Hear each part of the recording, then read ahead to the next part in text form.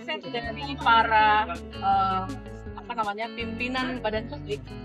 yang menguasai dokumen pengadaan barang dan jasa itu memang belum menampakkan perubahan yang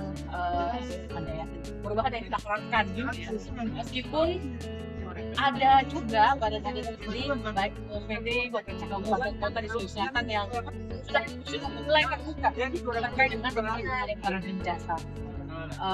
Kami memastikan bahwa pemahaman terkait dengan regulasi ini yang mungkin belum sampai ke pejabat-pejabat publik yang menguasai dokumen pengadaan barang dan jasa ini. Satu hal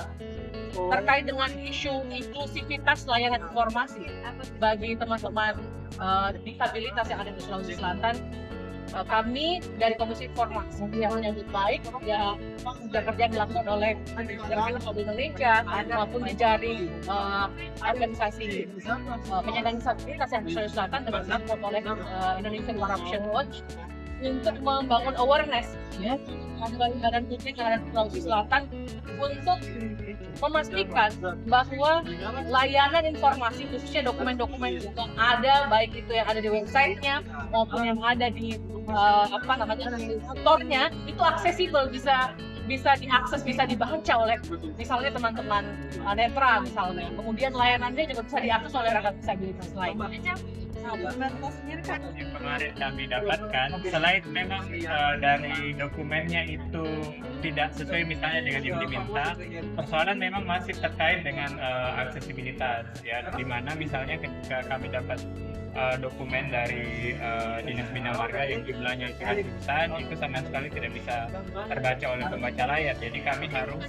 meminta bantuan orang lain lagi kemudian bisa mengakses dokumen itu. Tetapi untuk langkah-langkah menuju ke sana, Perdik mengadvokasi itu dan berkolaborasi juga dengan Komisi Informasi kemarin lewat proses monitoring di mana ada 10 perangkat daerah yang berbeda. Kemudian di situ kami diberikan kesempatan untuk mendalami lebih jauh, menggali seberapa tahu sih perangkat daerah ini soal isu aksesibilitas, dan memang sudah ada beberapa yang mulai memasang fitur aksesibilitas di websitenya kayak Bapelitbang dan Bina Marga juga ada sebenarnya. Tapi memang yang persoalan yang lain adalah terkait dokumennya, memastikan kualitas dokumen itu dapat terbaca oleh pembaca layar ataupun ragam disabilitas yang lain, dan juga penting juga untuk memastikan bahwa dokumen yang kita minta dan yang diberikan itu sesuai, jangan dimintanya ini diterima. Iya,